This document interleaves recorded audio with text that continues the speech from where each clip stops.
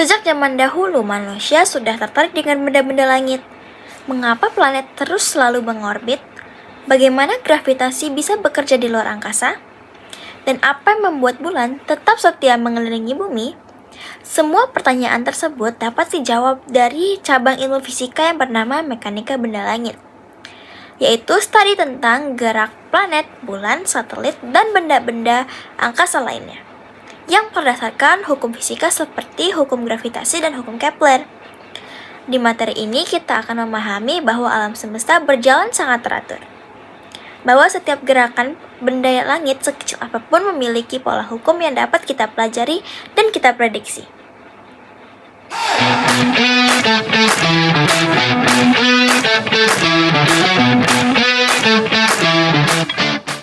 Assalamualaikum warahmatullahi wabarakatuh.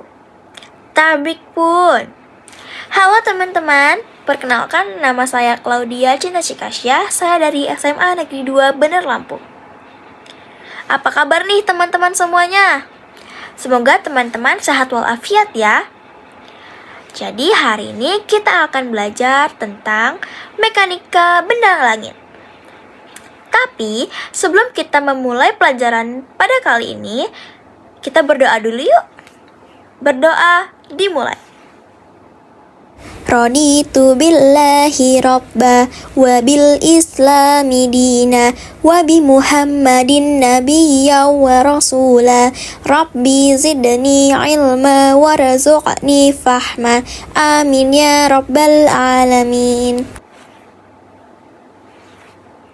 Berdoa selesai. Nah, di video kali ini kita akan belajar bab energi dan gravitasi dan juga kecepatan orbit dan lepas. Karena di video yang sebelumnya, aku udah menjelaskan tentang hukum Kepler 1, hukum Kepler 2, dan hukum Kepler 3. Yuk kita lanjut ke bab energi dan gravitasi. Nah, kita lanjut ke subbab yang kedua, yaitu energi. Energi adalah kemampuan untuk melakukan kerja karena semua usaha baik sekecil apapun pasti membutuhkan energi.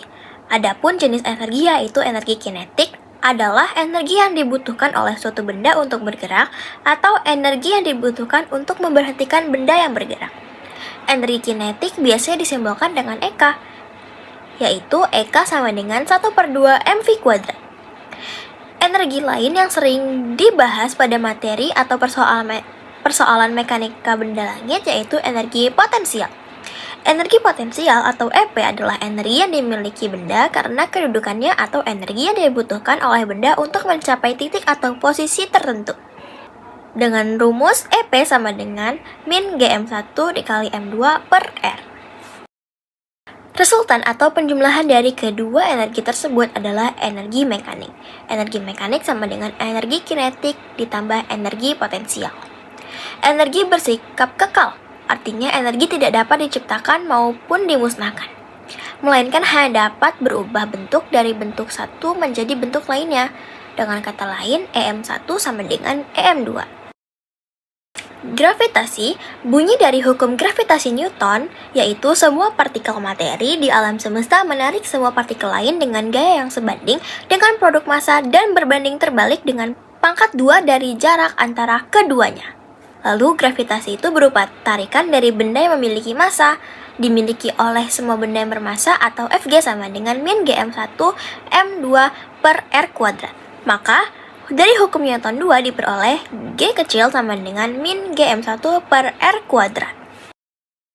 Lanjut ke bab kecepatan orbit dan kecepatan lepas. Pengertian dari kecepatan orbit adalah kecepatan yang dimiliki oleh benda untuk mengorbit di orbitnya. Secara umum, kecepatan orbit untuk orbit berupa elips yaitu V sama dengan akar Gm dalam kurung 2/R min 1/A tutup kurung. Dengan R adalah jarak objek yang mengorbit ke pusat massa. Apabila orbit berbentuk lingkaran, dengan radius orbit sebesar R besar, maka R kecil sama dengan A sama dengan R besar sehingga V sama dengan akar Gm/R. Untuk orbit parabola, kecepatannya adalah sama dengan kecepatan lepas. Dan untuk orbit hiperbola, maka kecepatannya adalah resultan dari kecepatan lepas dan eksesnya, atau V² sama dengan V² ESC plus V kuadrat infinity, dengan infinity adalah kecepatan eksosnya. Kecepatan lepas. Kecepatan lepas yaitu kecepatan minimum yang dibutuhkan oleh suatu benda untuk lepas dari gravitasi suatu objek. Misal ada sebuah satelit bermasa M dengan jarak R mengorbit bumi bermasa M. Satelit ingin lepas dari pengaruh gravitasi bumi. Maka kondisi akhir setelah satelit lepas yaitu pada jarak R yang sangat jauh atau R sampai infinity dan diam Vf sama dengan 0, maka menurut energi kekekalan adalah EI sama dengan EF.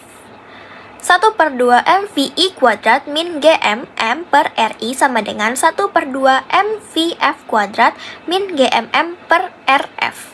1/2 mv kuadrat I sama dengan Gmm per Ri. Vi sama dengan akar 2Gm per Ri. Wah, gak kerasa ya kita udah ke step latihan soal aja. Yuk langsung aja ke contoh soal yang pertama. Soal berikut diberikan untuk menjawab persoalan nomor 13 sampai dengan nomor 17. Satelit buatan tertua yang berada di orbit adalah Vanguard 1 yang diluncurkan pada 3 Maret 1958 silam. Dibuat oleh Laboratorium Riset Kelautan AS NRL pada 1955, Vanguard diusung sebagai program satelit pertama Amerika. Sistem Vanguard terdiri dari roket 3 tingkat yang dirancang untuk meluncurkan pesawat antariksa untuk keperluan penelitian. Masanya hanya 1,60 kg. Dalam orbit awalnya, jarak minimum satelit dari pusat bumi ialah 7.020 km dan kelajuannya di perige 8,23 km per second. Soal nomor 1 atau nomor 13, berapakah energi total sistem satelit bumi? Pertama-tama diketahui massa satelitnya adalah 1,60 kg dengan perige atau jarak minimum satelitnya adalah 7.020 km dan kelajuan satelit di perigenya adalah 8,23 km per second. Yang ditanya adalah energi total sistem satelit bumi. Jawabannya yang pertama-tama kita menggunakan rumus E sama dengan 1/2 mv kuadrat min Gmm per R. Lalu kita masukkan angka yang ada di perige tersebut dan jarak perige yang didapat. Lalu kita akan mendapatkan E sama dengan min 3,65 dikali 10 pangkat 7 Joule. Lanjut ke nomor selanjutnya. Pertanyaannya, berapakah besar momentum sudut satelit? Pertama-tama diketahui M sama dengan 1,60 kg atau massanya perigenya adalah 7.020 km dan kelajuan di perigenya adalah 8,23 km per second. Yang ditanya adalah besar momentum satelit atau besar momentum sudut satelitnya.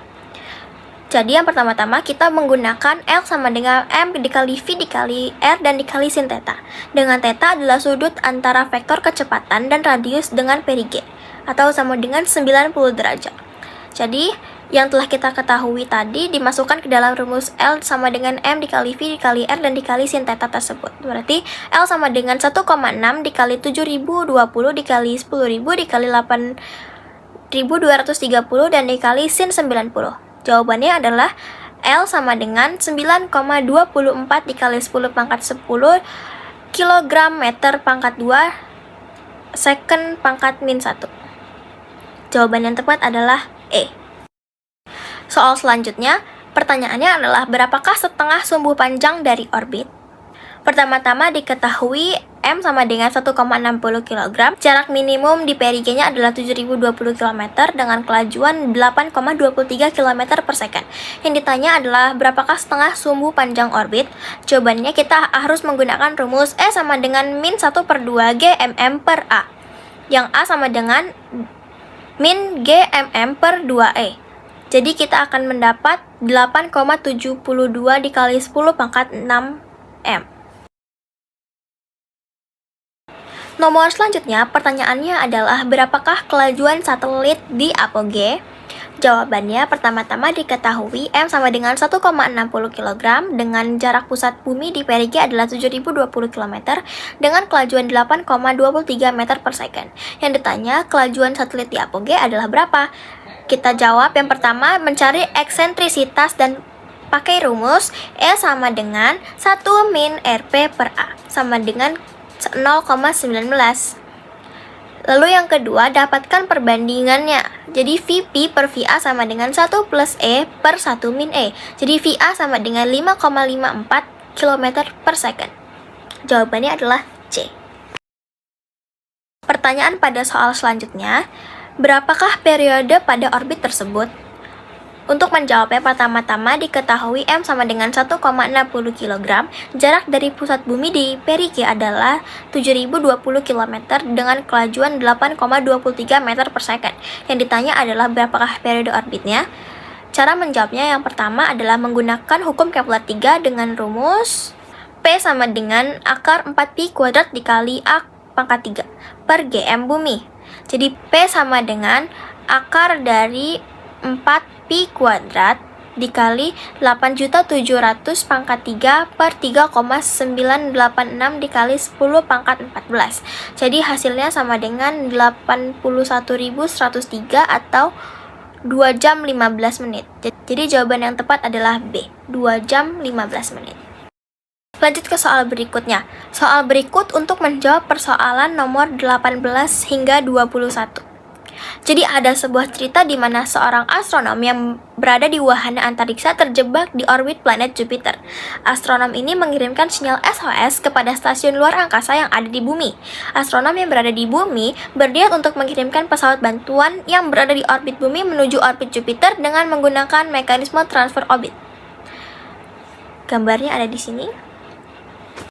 Lanjut ke soal berikutnya, yaitu berapa tahun waktu yang diperlukan untuk menempuh perjalanan dari perihelion ke aphelion? Jawabannya pertama-tama diketahui RP-nya sama dengan 1 AU atau 1,496 dikali 10 pangkat 11 M dengan aphelion RJ atau jarak Jupiter sama dengan 5,2 AU atau 7,79 dikali 10 pangkat 11 M dengan GM-nya sama dengan 1,327 dikali 10 pangkat 20 meter pangkat 3 per second pangkat 2. Yang ditanya adalah waktu yang diperlukan untuk menempuh perjalanan dari perihelion ke aphelion. Cara menjawabnya yang pertama, tentukan setengah sumbu panjang orbit transfer terlebih dahulu dengan rumus A sama dengan A bumi plus A Jupiter dibagi 2 sama dengan kita dapat 3,1. Jadi A sama dengan 1 ditambah 5,2 per 2 sama dengan 3,1. Periodenya adalah P sama dengan A pangkat 3 per 2. Jadi 3,1 3 per 2 sama dengan 5,46 tahun. Jadi waktu atau T sama dengan 1 per 2 P. Jadi sama dengan 5,46 dikali 1 per 2. Jawabannya 2,73. Jadi waktu yang kita perluin untuk menempuh perjalanan dari perihelion ke aphelion adalah 2,73 tahun.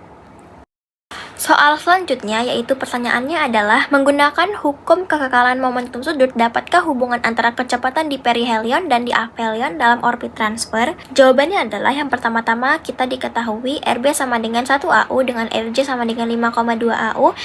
Yang pertanyaannya adalah adakah hubungan antara kecepatan di perihelion dan di aphelion dalam orbit transfer? Jawabannya adalah L1 sama dengan L2. MVP RP sama dengan MVA RA. Jadi VP atau VP per VA sama dengan RA per RP. Jadi ini sama dengan A Jupiter per A bumi. Jadi jawaban yang tepat adalah A.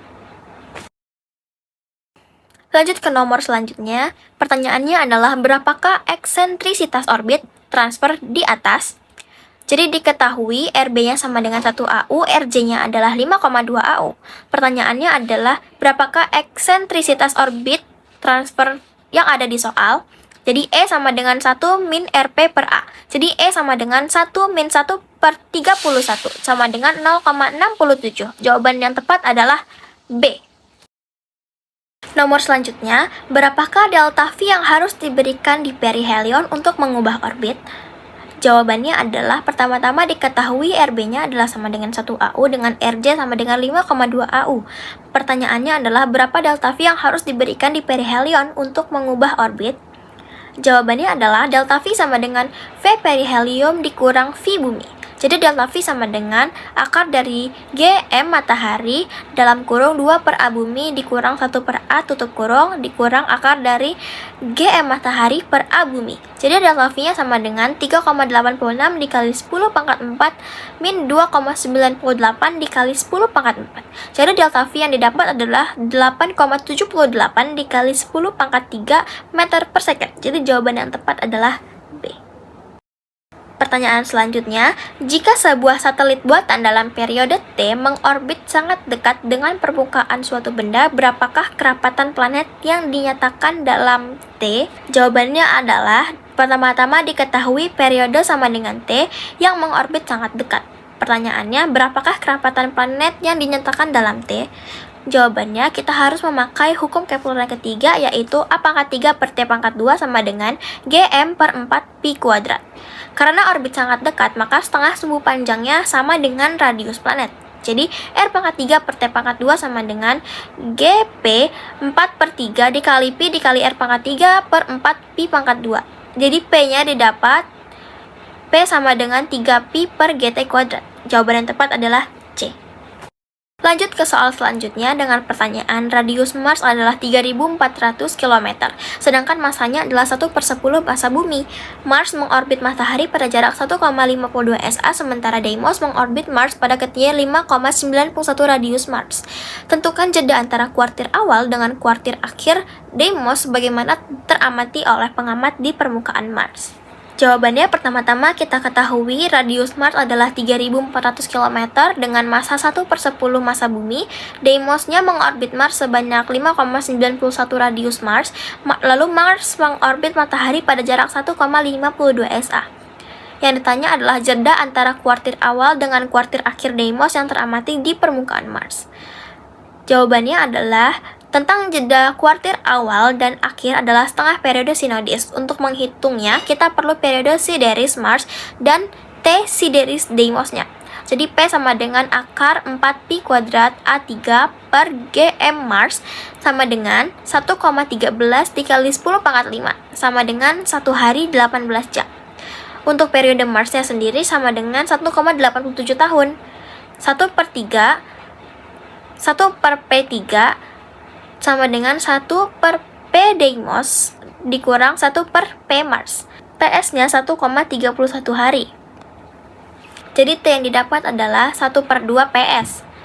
Jadi T atau waktunya atau jedanya adalah 0,65 hari atau 15 jam 43 menit. Jadi jawabannya adalah C. Soal yang selanjutnya adalah pada tanggal 9 Maret 2011, wahana Voyager berada pada jarak 116,406 SA dari matahari dan bergerak dengan kecepatan 17,062 km per second. Tentukan tipe orbit wahana ini, apakah eliptik, ataukah parabolik, ataukah hiperbolik. Jawabannya pertama-tama diketahui jarak Voyager dari matahari adalah 116,406 SA dengan kecepatannya 17,062 km per second. Yang ditanya adalah tipe orbit wahananya. Jawabannya yang pertama kita mencari energi total orbit dengan E sama dengan 1 per 2 mv kuadrat min GMM per R. Jadi E sama dengan 1,38 dikali 10 pangkat 8 Joule per kilogram. Jadi karena nilai E-nya positif, maka tipe orbit tersebut adalah hiperbola atau hiperbolik. Soal selanjutnya adalah sebuah asteroid bermassa 2 ton menumbuk bumi pada arah yang berlawanan dengan arah rotasi bumi dengan kecepatan V kuadrat sama dengan VISG kuadrat ditambah V infinity pangkat 2, di mana V adalah kecepatan saat dia menumbuk, VISG adalah kecepatan lepas dari gravitasi bumi, dan V infinity adalah kecepatan akses, dan V infinity atau V pangkat infinity adalah kecepatan akses asteroid yang dalam hal ini 1 km per second jika radius bumi 6.378 km. Berapakah periode rotasi bumi sekarang setelah tumbukan? Pertama-tama diketahui massa asteroidnya adalah 2 ton atau 2000 kg dengan kecepatan akses asteroid adalah 1 km per second dengan jari-jari bumi 6.378 km dengan kecepatan saat tumbukan adalah V kuadrat sama dengan VISC kuadrat plus V infinity kuadrat. Yang ditanya adalah periode rotasi bumi sekarang setelah tumbukan. Yang pertama-tama untuk menjawabnya adalah menghitung kecepatan lepas di permukaan bumi dengan VISC sama dengan akar 2 GM bumi per R bumi. Didapatlah sama dengan 1,17 dikali 10 pangkat 4 M per second. Yang kedua, hitung kecepatan menumbuk bumi. V kuadrat sama dengan VSC kuadrat plus V infinity kuadrat. Jadi V sama dengan 1,174 dikali 10 pangkat 4 meter per second. Lalu dari kekekalan momentum tersebut, 2/5 M bumi R kuadrat dalam kurung 2 pi per T aksen tutup kurung sama dengan 2/5 M bumi R kuadrat dalam kurung 2 pi per T aksen kuadrat min mass VR. Jadi didapat T aksen sama dengan 24 jam. Jadi periode rotasi bumi sekarang setelah tumbukan itu adalah jawabannya A, 24 jam. Wah, tidak terasa ternyata kita sudah sampai di ujung materi kita. Itu dia pembahasan yang bisa aku jelasin ke teman-teman tentang energi gravitasi dan juga tentang kecepatan orbit lepas. Dari materi kita belajar bahwa setiap benda langit itu saling tarik-menarik karena ada gaya gravitasi, dan juga semua kegiatan itu butuh energi karena kita melakukan suatu usaha. Hal dalam materi mekanika benda langit ini sangat penting, bukan untuk ngerti gerakan-gerakan planet juga, tapi untuk peluncuran roket, satelit, dan juga misi-misi di luar angkasa. Semoga penjelasan yang setelah aku berikan ini bikin kalian makin paham gimana hebatnya hukum fisika ya. Dan jangan lupa juga kamu harus ngerti dasar-dasar kayak gini. Makin seru juga kita ngikutin perkembangan dunia astronomi dan luar angkasa. Terima kasih untuk kalian yang telah menonton video aku hingga akhir. Semoga teman-teman paham dengan penjelasan yang telah aku berikan. Teman-teman juga jangan lupa untuk mereview kembali materi tentang mekanika benda langit ini, khususnya pada energi gravitasi dan juga kecepatan orbit lepas. Jangan lupa banyak-banyak berlatih ya. Oke?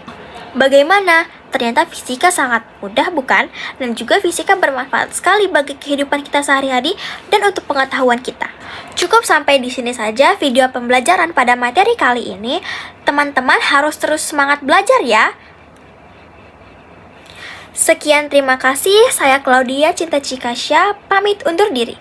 Wassalamualaikum warahmatullahi wabarakatuh.